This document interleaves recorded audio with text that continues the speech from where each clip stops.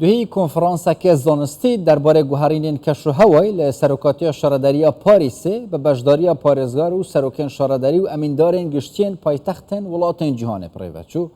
پارێزگار هولر امید خوشناو جیب و خواندن که فرمی سروکی شارداری پاریس آن ادلگو و که شاند فرمی ولاتان بجداری کنفرانسی دکرن. اف کنفرانس دو روزان بردوام که سه مجارت دا تیم گوتو بشکرن یک جوان تایبت بوا به گوتو بشکرن گوهرین کشف هوایی و دونجی چوانی رفتارن کانال راگهاندن و مدیای گل پرسین جهانی یا سیم جی تایبت بو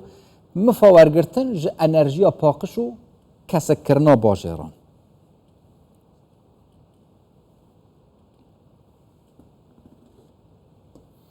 به مجار زیراتر دیال پارێزگار هولر امید خوشناو زیراتر بحثکین و بجداری آوان تایبتی جد نوا و کنفرانسی و خواندن فرمی لپاریس پایتخت فرانسه برای امید گلک سپاس کوین گل مدانه کوینش پاریس پای که راست خود گل مدانه گرینگیا بجداری کند وی کنفرانسی تایبتیش یا هولر و جناب وقت نوا کنفرانسی داد چه برچافت که تایبتیجی هولر و هریما کردستان ادواری گوارینین کشف هوای پاکش یعنی راگرتنا جنگه هدویده میده. زور سپاس که شوان سلاو لی و لی بینرانی بریس بتاکید اما لچوارچێوەی او ڕێکەوتنەی کە لەگەڵ پاریسە ماناوە لە بەردەوامی ئەو پەیوەندیانەی کە لەگەڵ سەرۆکی شارەوانی پاریس هەماناوە هەرێمی کوردستان و فەڕەنسا ئەو پەیوەندیە لە مێژینە و مێژوویەی کە هەیەە ئێمە بەشێکین لە کۆبوونەوەکانی فرانکۆفۆنی شارەکانی فرانکۆفۆنی و هەروەها کە ئەو ڕووداوە جیهانیە وەرزشیە بەڕێوە دەچێتن لە پاریس کە ئۆلمپیادی 24 ئێمە ساڵی ڕابردووش لێرە لە کۆنفرانسێک بەشدار بووین و کەمپی ئامادەکاریەکانی ئەو ڕووداوە جیهانیە وەرزشیەمان بینیوە بۆ ئەو بابەتە کە ساڵانە لە کۆنفرانس و کۆنگرەکانی فرانکۆفۆنی بەشداری دەکەین کە سەرۆکایەتی شارەوانی پاریس ڕۆڵێکی زۆر زۆر کاریگەری هەیە سەرۆکایەتی و سەرپەرشتی شارەکانی فرانکۆفۆنی دەکاتن و خاتو ئان ئیدالگۆ سەرۆکی شارەوانی دۆستێکی نزیکی هەرێمی کوردستانە چەند جارێک سەردانی هەرێمی کوردستانی کردووە و هەروەها چەند جارێکیش ئەو شاندانەی ئێمە کە سەردانی فەڕەنسایان کردووە لە هەموو ئاستەکانیدا سەردانی سەرۆکایەتی شارەداری پاریسیان کردووە لە بەردەوامی ئەو پەیوەندیانە ئێمە بانگێشت کراین وەکو پارێزگار و سەرۆکی شارەداریەکان و ئەمینداریەتی پایتەختەکان لە وڵاتان هەم لە بۆ بەشداریکردن لەو کۆنفرانسە کە تەوەری ئاساسی گۆڕانکاریەکانی کەشوهەوا و کاریگەری و لێکەوتەکانی گۆڕانکاری کەشوهەوایە و ئەو ڕۆژ بەردەوام دەبێت دوای نیوەڕۆ کارەکانی کۆتایی پێدێتن ئەو دیدار و کۆبنەوانەش کە ئەنجام دەدرێت لە پەراوێزی کۆنفرانسەکە کۆتایی پێدێ ئێوارەکەی هەموو سەرۆک شارەداری و پارێزگار و ئەمینداری پایتەختەکان بەیەکەوە بەشداری دەکەین لەگەڵ هەموو ئەو شاندانەی کە بانگێش کراون کە یاریەکانی ئۆلمپیاد بە فەرمی دەست پێ دەکا و مەراسیمی کردنەوەی دەست پێ دەکا کە بەشێکی زۆر لە سەرۆک و شاندی دیبلۆماسی وڵاتانی جیهان بەشدارن و بەڕێز سەرۆکی هەرێمی کوردستانیش بەڕێز نێچیروان بارزانی ئێستا کە لە پاریسە بەڕێزیشیان وەکو سەرۆکی هەرێمی کوردستان بەشدارە ئێمەش وەکو پارێزگار لە چوارچێوەی شاندەکانی پارێزگار و سەرۆک شارەداری و هەروەها ئەمینداریەتی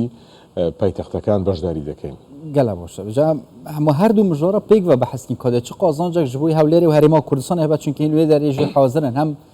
گوهڕینên کەشف هەوای و کارانîna enerjiya paqij ku yek ji wan mijaran et nava konferansê de tê behezkirin yani we xujê hîn agedarin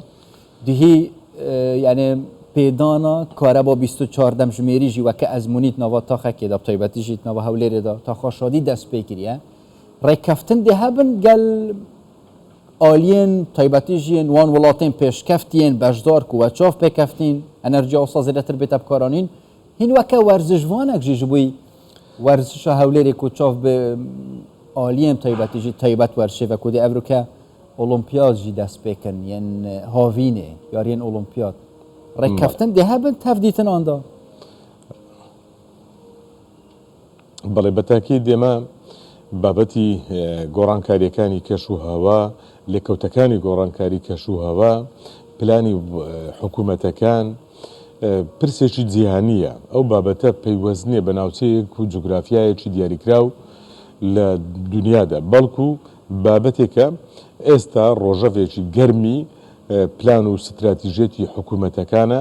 و بەشێکی گرنگیش لە جێبەجێکردنی پلانەکان و ڕوبەڕووبوونەوەی ئەو گۆڕانکاریانە و کەمکردنەوەی مەترسیەکانی گۆڕانکاری کەشوهەوا بەشێکی گرنگ لە کارنامەی هەموو حکوومەتەکانە و هەرێمی کوردستان لە کارنامەی حکوومەتەکەمان و بە تایبەتی لە دوای دەرکەوتنی کاریگەریەکانی گۆڕانکاری کەشوهەوا لە ناوچەکەی ئێمە و لە هەرێمی کوردستاندا هێماکانی بەدیار کەوتون لافاوەکانی چەند ساڵی ڕابردوو بەشێکن لەو گۆڕانکاریانە و بابەتی وشکە ساڵی و ئاوی پاک بۆ ماڵان و بۆ مرۆڤەکان بەشێکی دیکە لە لێکەوتەکانە دابەزینی ئاوی ژێرزەوی بەشێکی دیکە لە لێکەوتەکانە بۆیە حکوومەتی هەرێمی کوردستان هاوشان لەگەڵ حکوومەتەکانی دنیا بەپێی ئەو پلان و بەرنامەیە کە هەیە بە تایبەتی لە ڕۆیا و دیدگاکانی جەنابی سەرۆکوەزیران بابەتێکی گرنگە بابەتی گۆڕانکاری کەش و هەوا بەڕێزیشان جەنابی سەرۆکوەزیران مەسرور بارزانی لە زۆر کۆنگرە و کۆنفرانسی نێودەوڵەتیدا بەشداری کردووە دوێنێ لەو بابەتانەی کە پێشکەش دەکران بە بەردەوامی هەڵوەستە لەسەر بابەتەکانی کۆنگرەی ئیمارات یان کۆنفرانسی ئیمارات تایبەت بە گۆڕانکاریەکانی کەش و هەوا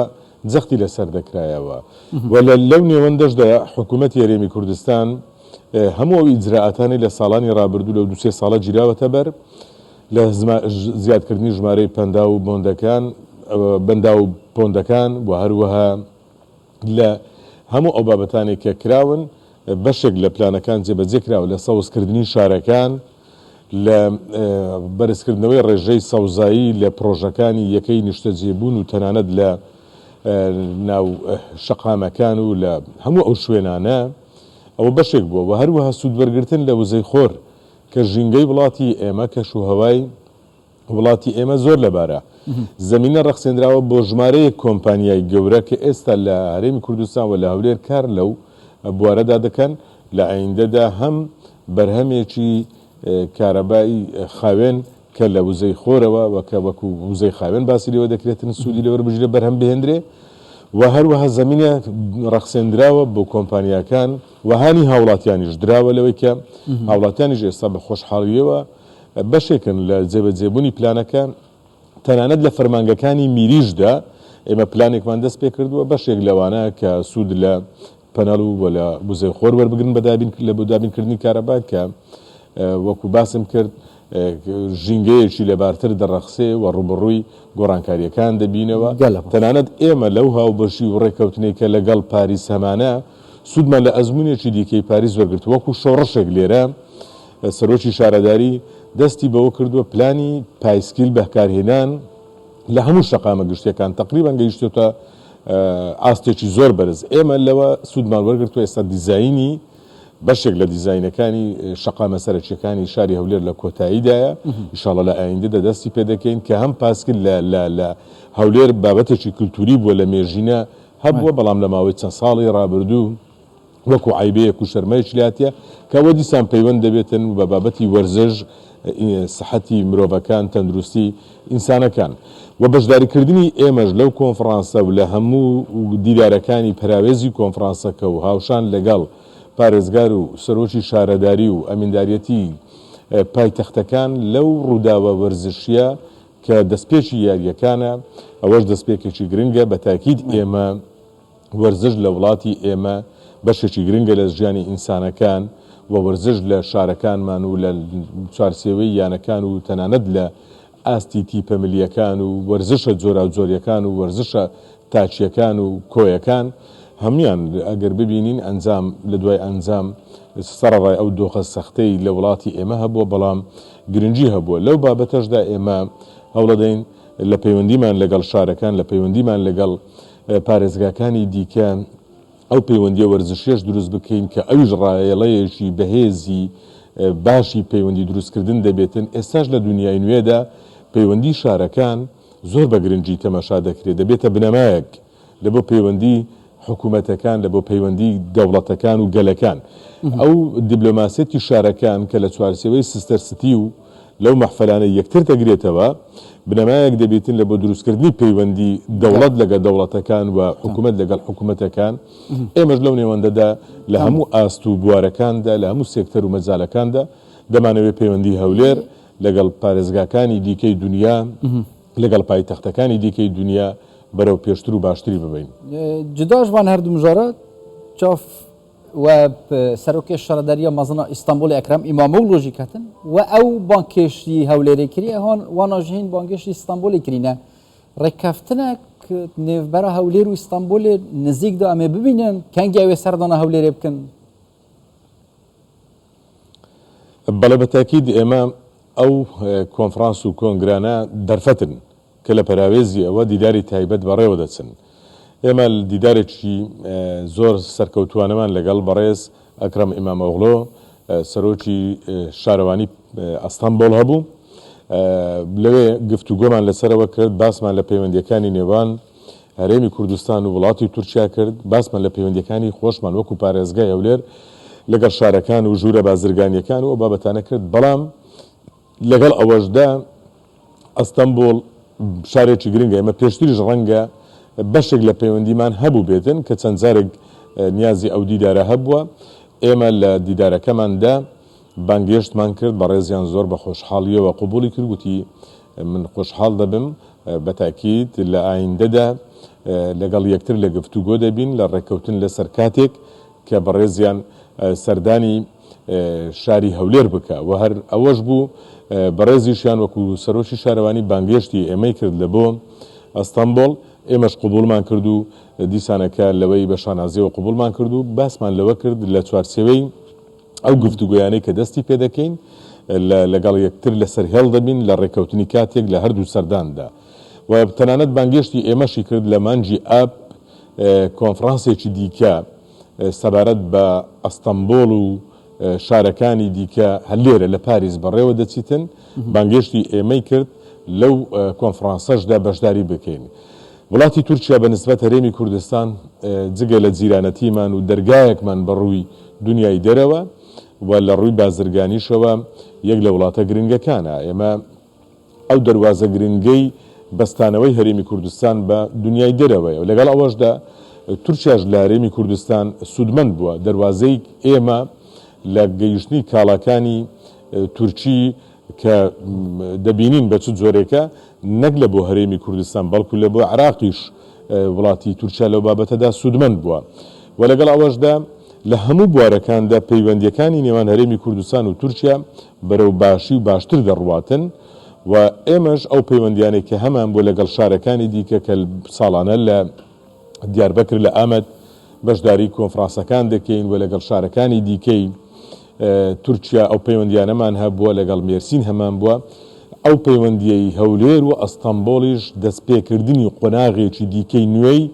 بەرەو پێشوەبردننی پەیوەندیەکانە ئەوەی ئێمە لە نیەتی بەڕێز ئەکرەم ئیمامۆغڵۆ بینیمان زۆر پەرۆشی بەرەو پێشوەبردننی پەیوەندیەکان بوو زۆر بەبایەخەوە باسی هەرێمی کوردستان و بەتایبەتی هەولێری کرد نیەت و ئامانجەکانی خۆی نیشاندا کە ئەویش مەبەستیتی هەم سەردانی هەولێر بکە و هەمیش ئێمە بانگێش بکە لە بۆ ئەستانبۆڵ کە پێم وایە